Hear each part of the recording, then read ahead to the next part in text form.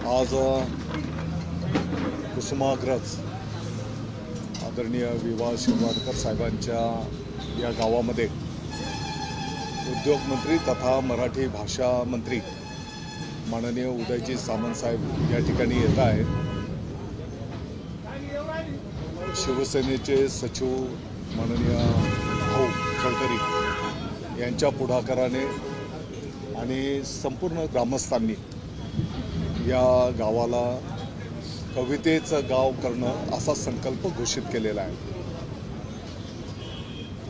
या भागातील सन्माननीय आमदार साहेब पण इथे उपस्थित आहेत, सर्व गावकरी आहेत आणि मला वाटतं की त्याची घोषणा आता उदयजी सामंत साहेब कार्यक्रमाच्या माध्यमातून त्या ठिकाणी करतील।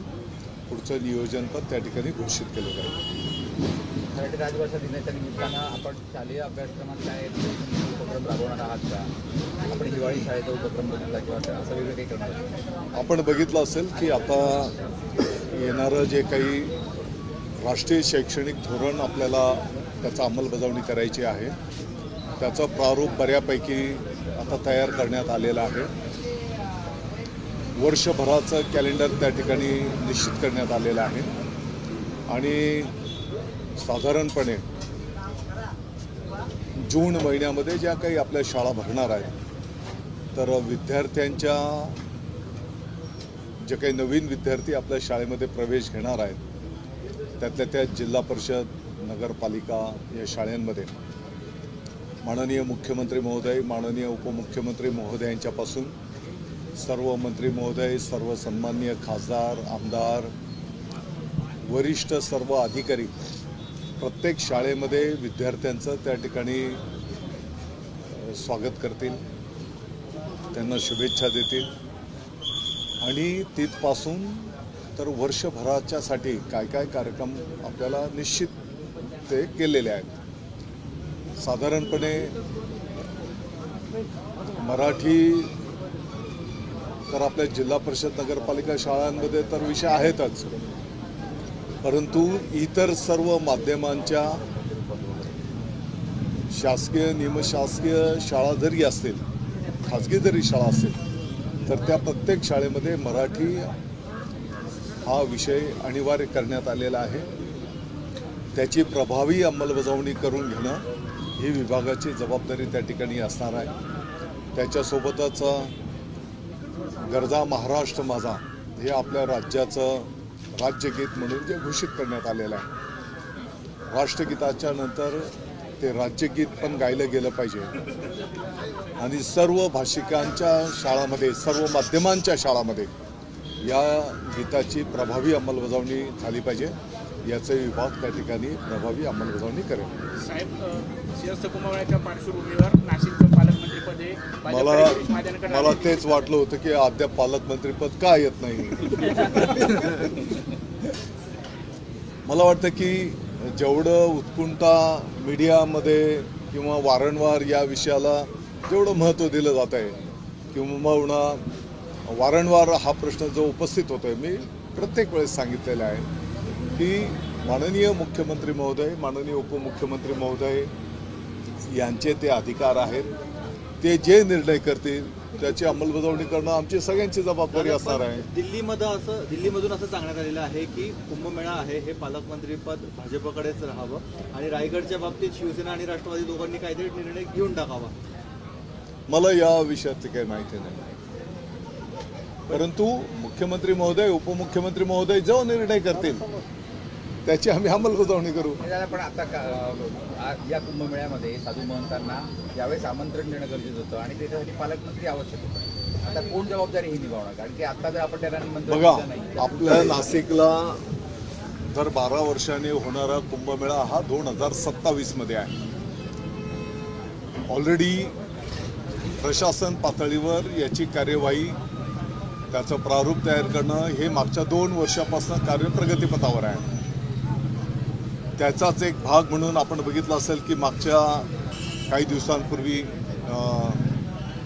जिथं प्रयागमध्ये आता कुंभमेळा संपन्न होतो आहे, आपले अधिकारी टीम पण तिकडे जाऊन आलेली आहे आणि काय काय बाबींची आपण त्या ठिकाणी नाशिकमध्ये पण आपल्याला अंमलबजावणी करण्याची आवश्यकता पडणार आहे. त्याचा अभ्यास पण ते करून आलेले आहेत.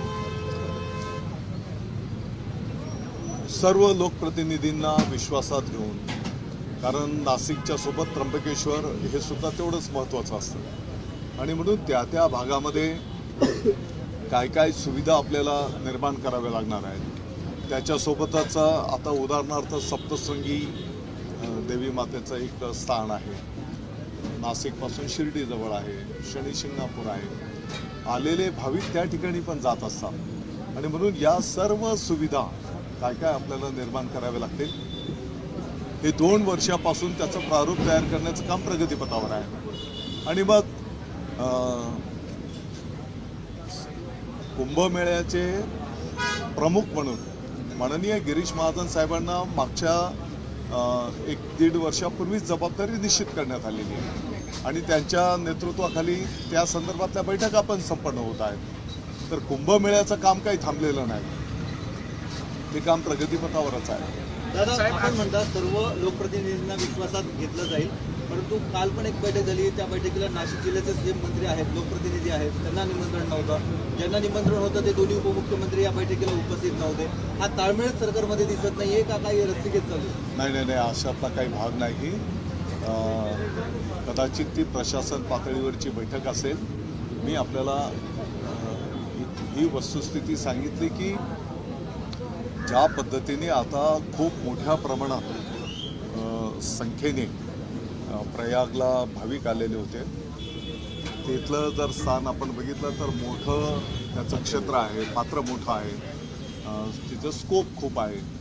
तसं आपल्या नाशिकचा जर आपल्याला ग्राउंड रियालिटी माहिती आहे की इथे नाशिक शहराच्या भागापुरतं आपल्याला कार्यक्षेत्र मर्यादित आहे. त्यातल्या त्यात परत प्रत्येक भाविकाची इच्छा असते की रामकुंडावरच आम्हाला स्नानाची संधी मिळाली पाहिजे. त्र्यंबकेश्वरच्याही तिथे त्या कुंडामध्येच आम्हाला जे कोण साधू संत आलेले असतात त्याच्यासोबत भाविकांची पण तशी इच्छा असते आणि म्हणून मग त्या दृष्टिकोनातनं इथे आणखी अधिकच्या काय काय नियोजन सुविधा करावे लागते. मला वाटतं की प्रशासन पातळीवर हे काम प्रगतीपथावर आहे. महत्त्वाचा मुद्दा असा आहे की कुंभमेळ्याला दरवर्षी ज्या ठिकाणी ज्या वेळेला पार पडत असतो, पुढचाच कुंभमेळा जिथं असतो तिथले लोक जाऊन निमंत्रण देत असतात. यंदाच्या वर्षी तशी परंपरा खंडित पडलेली आहे. नाशिकचे पालकमंत्री असतील किंवा प्रशासकीय अधिकाऱ्यांनी जाऊन तिथं साधू महंतांना निमंत्रण देणं अपेक्षित होतं. पालकमंत्रीच ठरलेलं नाहीये, त्यामुळे हे खंडित होतंय. नाही, पालकमंत्री पदामुळे हे सगळं थांबलंय अशातला काही भाग नाही. मला वाटतं की अद्यापही आपल्याकडे 2-2.5 वर्ष आहेत आणि या कालावधीमध्ये या संदर्भामध्ये जे जे काही करावं लागेल ते काही फक्त पालकमंत्रीच करतील अशातला भाग नाही आहे. शेवटी हे आपलं सर्वांचं एक टीम वर्क असणार आहे आणि आपण सर्व टीम म्हणून ते काम करू. जवळपास 35 दिवस उलटून गेलेले आहेत असं देखील बोललं जात होतं की एकनाथ शिंदे तुमच्यासाठी जोर लावून होते पालकमंत्री पदासाठी, म्हणून सर्व नाशिक जर तुमच्या हट्टासाठी थांबले. माझा हट्ट जर हट्ट राहिला असता इतकं आपण निवांत राहिलो असतो का. पण दादा, तुम्हाला पालकमंत्री पद मिळते म्हणून पदाधिकारी कार्यकर्ते सगळे नाराज आहेत. आता ते नाराज आहेत. चौधरी साहेब नाराज आहे की नाही? हो, म्हणजे माझी भूमिका स्पष्ट केली होती ना नाराज. आता कार्यकर्त्यांची पण अशी मागणी होती की नाशिकचं पालकमंत्रीपद जे आहे ते आपल्याला मिळायला पाहिजे. तर हा सर्वस्वी अधिकार माननीय मुख्यमंत्री महोदय, माननीय उपमुख्यमंत्री महोदयांचा आहे. तुम्ही किती कशाही पद्धतीने प्रश्न विचारले तरी त्याचं उत्तर तेच असणार आहे. माणिकराव कोकाटे सध्या अडचणीत सापडलेले आहेत. अशातच काल जयंत पाटलांनी एक विधान केलं की त्यांना कोणी अडचणीत आणतंय का, आत्ताच कशा केस निघत आहेत 25-30 वर्षानंतर. कसले माणिकराव कोकाट्यांवरती शिक्षा ठोठवण्यात आले. तर जयंत पाटलांनी म्हटलंय की त्यांना अडचणीत कोण आणतंय, सगळं कोण रस्त आहे का, 25-30 वर्षाच्या केस कशा बाहेर येत आहेत असं म्हणत त्यांनी कुठेतरी शंका उपस्थित केली. बघा, कोकाटे साहेबांच्या संदर्भातली जी काही बाब आहे ती न्यायालयीन आहे. माननीय न्यायालयाने काही न्यायनिवाडा केला आणि माननीय वरिष्ठ न्यायालयाने या संदर्भामध्ये पण काही न्यायनिवाडा केलेला आहे. आणि म्हणून मला असं वाटतं की अद्याप तरी आपल्या लोकशाही प्रक्रियेमध्ये न्यायालयांमध्ये हस्तक्षेप इथपर्यंत वाईट परिस्थिती आलेली नाही आहे. दादा पुण्यामध्ये काल एक दुर्दैवी घटना घडली आहे. एका तरुणीवर अत्याचार करण्यात आलेले आहेत. आज त्या ठिकाणी योगेश कदम स्वारगेट स्थानकात पाहणी करण्यासाठी गेले होते. तृप्ती देसाई त्यांनी त्यांना जाब विचारायचा प्रयत्न केला. तृप्ती देसाईंना पण ताब्यात घेण्यात आले. एकूणच या सगळ्या घटनांच्या पार्श्वभूमीवर महिलांच्या सुरक्षेचा मुद्दा जो आहे तो पुन्हा एकदा चर्चेत आलेला आहे. निश्चितपणे काल परवा जी घटना घडलेली आहे ती अतिशय गंभीर आणि दुःखद आहे. त्या घटनेचा आपण सर्वांनी निषेध केलेला आहे. पोलीस प्रशासनाच्या वतीने जे आरोपी आहे त्याचा शोध त्या ठिकाणी घेतला जातो आहे आणि मला वाटतं की लवकरच तो आरोपी सापडेल. त्याच्यावर कठोर शासन त्या ठिकाणी केलं जाईल. शक्ती कायद्याची अंमलबजावणी पुन्हा होत नाही, पुन्हा एकदा प्रश्न उपस्थित राहतो. शक्ती कायद्यावर विरोधक आक्रमक अशा घटना होऊ नयेत आणि म्हणून या संदर्भामध्ये आणखी कायदे कठोर करण्याची आवश्यकता ही वस्तुस्थिती आहे. दादा आपल्या जिल्ह्यात चांदोडमध्ये हा प्रकार बस स्टँडवर घडलेला आहे. यापूर्वी शाळेमध्ये सुद्धा घडलेला होता. शाळेमध्ये सीसीटीव्ही लावणं कंपल्सरी केलं आहे. म्हटलं अनेक शाळांमध्ये आधी सीसीटीव्ही लावलेला आहे. निश्चितपणे विद्यार्थिनींच्या महिलांच्या सुरक्षिततेच्या दृष्टिकोनातून पाठीमागे ज्या काही दुर्दैवी घटना झालेल्या त्या पार्श्वभूमीवर शाळेमध्ये CCTV बसवणं अनिवार्य करण्यात आलेलं आहे. बऱ्यापैकी त्याचा अंमलबजावणी झालेली आहे, काही ठिकाणी राहिलेलं आहे. तर आता हे परीक्षेचा कालावधी संपला की त्याचं पण प्रभावी अंमलबजावणी करण्याच्या संदर्भामध्ये शिक्षण विभाग प्रभावी अंमलबजावणी करेल. नामदेव ढसाळ यांच्या कवितांवर सेन्सॉर बोर्डानं आक्षेप घेतलेला आहे. त्यांनी एका चित्रपटाच्या कविता वापरल्या, त्याच्यात शिव्या आल्या आहेत, अशा पद्धतीचा आक्षेप नोंदवण्यात आलेला आहे. नामदेव ढसाळ नामवंत लेखक आहेत, कवी आहेत. कसं बघताय या सगळ्या घटनांकडे? नामदेव ढसाळ तर संपूर्ण महाराष्ट्राला सुपरिचित आहेत. त्यांच्या कवितेच्या माध्यमातून समाजाची दुःख, गरिबी, काही अव्यवस्था या निश्चितपणे समाजाच्या समोर मांडण्याचं काम त्यांनी कवितेच्या माध्यमातून केलेलं आहे. मला वाटतं की हा जो काही विषय आहे त्याचं मी माहिती घेईल आणि मग त्यावर कमेंट